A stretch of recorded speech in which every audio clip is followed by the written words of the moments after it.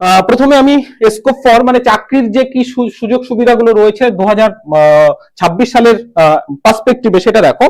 একটা হচ্ছে সিএসসি তো রয়েছে, পিএসসির ক্ষেত্রেও কিন্তু সিএসসি এবং পিএসসি দুটো ক্ষেত্রেই কিন্তু নিয়োগ হয়। সিএসসি মানে হচ্ছে কলেজ সার্ভিস কমিশন, আর পাবলিক সার্ভিস কমিশনের মধ্য দিয়ে কোনটা হয় বলতো, দেখবে পিএসসির টিচারও হয় আর পিএসসির অ্যাসিস্ট্যান্ট প্রফেসরও হয়, মানে অ্যাসিস্ট্যান্ট টিচার অ্যাসিস্ট্যান্ট প্রফেসর। মানে দেখবে কিছু কলেজ বা কিছু স্কুল আছে যেগুলো পুরো গভর্নমেন্ট, হ্যাঁ বলা হয় না গভর্নমেন্ট স্কুল, হ্যাঁ। তারপরে ধরো বারাসাত গভর্নমেন্ট কলেজ, এই যে গভর্নমেন্ট যেখানে যুক্ত থাকছে যে কলেজটার সঙ্গে, সেগুলো হচ্ছে পিএসসির মধ্য দিয়ে সেখানে টিচার নিয়োগ হয়, ঠিক আছে। সেই পরীক্ষাটা পিএসসি, তো তোমরা সিএসসি পাচ্ছ, পিএসসি পাচ্ছ, এবং আশা করা যাচ্ছে 2026-এ আসলে দেখবে তোমরা জেনারেল পেপার পড়তে গিয়ে এনইপি 2020 মডেল রয়েছে। এই এনইপি 20 মানে 2020-র ন্যাশনাল এডুকেশন পলিসি।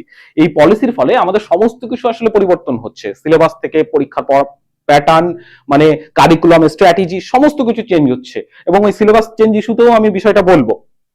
তো এই কারণে আমাদের পরীক্ষা এবং নিয়োগ পদ্ধতিগুলো মানে স্বাভাবিকভাবে চেঞ্জ হবে, ডিজিটালাইজেশন এবং স্বচ্ছতা সেখানে বাড়বে। প্রাইভেট সেক্টরে দেখো টেক সেক্টর যেগুলো আছে সেইগুলোতেও তোমরা কাজ করতে পারো। এবং ধরো আমাদের রাজ্যের ক্ষেত্রে একটা একটু প্রবলেম হয়ে গেছে এই স্যাক্টের জন্য, না হলে এই স্কোপটা আরো বেশি ছিল স্যাক্টে, মানে সেই ক্ষেত্রে তোমাদের ওই মানে কি বলে ওটাকে, গেস্ট লেকচারার বা কন্ট্রাকচুয়াল এই বিষয়টাও থাকে। যাই হোক, নেট কোয়ালিফাইড এর ক্ষেত্রে এটা সুবিধা। গবেষণা এবং উন্নয়ন, রিসার্চ প্রজেক্ট এবং ফেলোশিপে তোমরা কিন্তু কাজ করতে পারো। এমন নয় যে তোমরা শুধুমাত্র টিচার, মানে আমরা এটুকুই কিন্তু জানি না, আমরা কিন্তু শুধু জানি যে সিএসসি, তা নয় কিন্তু সিএসসি, পিএসসি, বিভিন্ন প্রাইভেট যে ইউনিভার্সিটি গুলো হচ্ছে সেইগুলোতে তোমরা পেতে পারো, গেস্ট লেকচারার হিসেবে পাওয়া যেতে পারে। রাজ্যের বাইরে, মানে যারা বাংলায় রয়েছে ভাবছে যে মানে বাংলার বাইরে আর কত দূর যাবো, অল ওভার বিশ্বে, যেমন শুধুমাত্র বাংলা সাবজেক্টের কথাই আমি বলছি, 100 সম্ভবত 13 বা 14টা দেশেই কিন্তু বাংলা পড়ানো হয়। ঠিক আছে, এটা কিন্তু মাথায় রেখো। এবং বিশ্বের 5ম ভাষা কিন্তু বাংলা। আমরা যতই মানে বাঙালি আসলে বাংলাকে সবচেয়ে বেশি অবহেলা করে, এটা হচ্ছে সত্য কথা, এ নিয়ে কোনো দ্বিধা নেই, কিন্তু বাইরে কিন্তু বাংলার গুরুত্ব রয়েছে। তো যাই হোক, সেই সব জায়গাতে তারপরে তুমি ধরো বিভিন্ন রিসার্চ প্রজেক্ট হিসাবে, মানে হয় কি, ধরো আমি ধরে নাও যে কোনো একজন বড় অধ্যাপক ইউনিভার্সিটির, তিনি একটা ইউজিসি কে রিসার্চ প্রপোজাল দিয়েছে, এবং সেখানে দেখা গেল যে 10 কোটি টাকা ব্যয় হবে, ঠিক আছে, সেই রিসার্চ প্রপোজালে। তো ইউজিসি সেটাকে গ্রান্ট করলো, যে ওই প্রফেসরের আন্ডারে 10 কোটি টাকা পাঠালো। এবার ওই প্রফেসরটা কি করে, কতজন রিসার্চ স্কলারকে তারা নিযুক্ত করে, তাদেরকে মাইনে দেওয়া হয় যে তুমি আমার সঙ্গে এসে কাজ করো, আমি তোমাকে, মানে এটা আর কি অফিসিয়ালি তারা ওইভাবে টাকাটা পায়। এশিয়াটিক সোসাইটি হতে পারে, বঙ্গ সাহিত্য সংসদ হতে পারে, এইরকম বিভিন্ন রকমের যেগুলো অর্গানাইজেশন হয় তারাও কিন্তু ফেলোশিপ নেয়, সেইভাবেও কিন্তু তোমরা এখানে কাজ করতে পারো। এরকম অনেকগুলো সুযোগ কিন্তু সেখানে রয়েছে। আচ্ছা, এই 2026-এর কম্পিটিশন, নেট সেটের ক্ষেত্রে কম্পিটিশনটা কেন বাড়বে, তার কারণ দেখা যাচ্ছে যে বিগত বারগুলো থেকে প্রত্যেক বছর 10 থেকে 15% হারে স্টুডেন্ট নেট সেটের ক্ষেত্রে বাড়ছে। এইবার যেটা হলো, ধরো এই এসএসসি নিয়ে খানিকটা নেট একটু মানে সবার মধ্যে একটু উৎসাহ কম ছিল, কিন্তু মানে এই প্রত্যেক বছরের যে ডেটা বলছে, সেই ডেটা বলছে 15 থেকে 20% হারে কিন্তু ক্যান্ডিডেট বাড়ছে, মানে বুঝতে পারছো, যেটা অন্যান্য পরীক্ষার ক্ষেত্রে কিন্তু খুব কম হয়। মানে নেটটা এটা ভাবা যেত না, নেট 15 থেকে 20% প্রতি বছর বাড়ছে, মানে কম্পিটিশনও সেই লেভেলের বাড়বে, এটা তো মানে বলা বাহুল্য। যোগ্যতার মানদণ্ড, একটা কথা বলে রাখি আমি, সেটা হচ্ছে যুগ যেদিকে এগোচ্ছে, হ্যাঁ, সেই দিকে শুধুমাত্র তুমি তোমার সাবজেক্টেই দক্ষ এই কথা নিয়ে বসে থাকলে কিন্তু কেউ কিছু করতে পারবে না, এটা একদম সোজা হিসাবে আমি বলে দিচ্ছি। ধরো আজকে নিজেকে প্রশ্ন করবে যে তুমি ধরো এডুকেশন সাবজেক্টের ছেলে, অথবা তুমি ধরো বাংলা, অথবা তুমি ধরো জিওগ্রাফি, তুমি যে সাবজেক্টেরই হও না কেন, তোমার এক্সট্রা অ্যাবিলিটি কি আছে, আর সেই মানে ধরে নাও যে শিক্ষকতার ব্যাপারটা তোমার নেই, বন্ধ, এরপরে তুমি আর কি করে বেঁচে থাকতে পারবে, তোমার এক্সট্রা এবিলিটিটা কি আছে।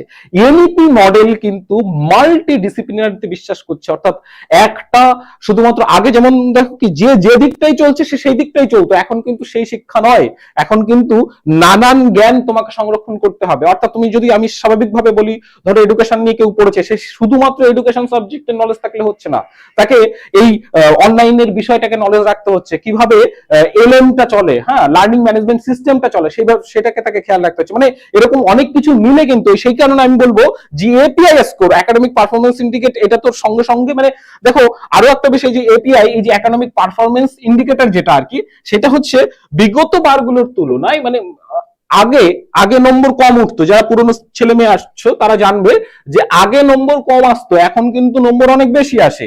তাহলে পুরনো ছাত্রছাত্রী যারা আছে তাদের কিন্তু তুলনামূলক কেপিআই স্কোর কমে যাবে এখান থেকে, ঠিক আছে, একাডেমিক স্কোর যেগুলো আসে। আচ্ছা, এই যে দেখো মাল্টি ডিসিপ্লিনারি অ্যাপ্রোচ 2020 এর অনুসারে অন্যান্য বিষয়ের জ্ঞান রাখাটা কিন্তু খুব জরুরি, এটা কিন্তু মাথায় রেখো, দিনের শেষে এটা প্রয়োজন হবে, ঠিক আছে। আসলে আমরা একটা সময় আমরা যখন ছোট ছিলাম তখন এক্সট্রা কারিকুলাম অ্যাক্টিভিটি যেটাকে বলা হতো, সেই এক্সট্রা কারিকুলাম অ্যাক্টিভিটির আন্ডারে এই এখন অনেক কিছু চলে এসেছে, সেই বিষয়গুলোকে জ্ঞান থাকা দরকার। 2026-এ সফল হওয়ার 3টি স্তম্ভ হতে পারে, দেখো digital literacy, learning management, LMS সম্পর্কে কোভিড মানে এই যে লার্নিং ম্যানেজমেন্ট সিস্টেম, সাপোজ ধরে নাও যে এই যে বায়োতে একটা পড়াশোনা পদ্ধতি চলছে, তাহলে এই পড়াশোনা পদ্ধতিটা কিভাবে চালাচ্ছি আমরা, এটা এলএমএস এর মধ্যে আছে, লার্নিং ম্যানেজমেন্ট সিস্টেমের মধ্যে দিয়ে আসছে। সাপোজ ধরে নাও তোমরা যে অ্যাপে গিয়ে আমাদের কখনো তোমরা ভিডিও ক্লাস দেখছো, তারপরে ধরো তোমরা দেখছো, পিডিএফ নোট পড়ছো, মক টেস্ট দিচ্ছ, ইত্যাদি সমস্ত কিছু দিচ্ছ, তার মানে এটা একটা লার্নিং ম্যানেজমেন্ট সিস্টেমের মধ্যে দিয়ে গোটা বিষয়টা চলছে।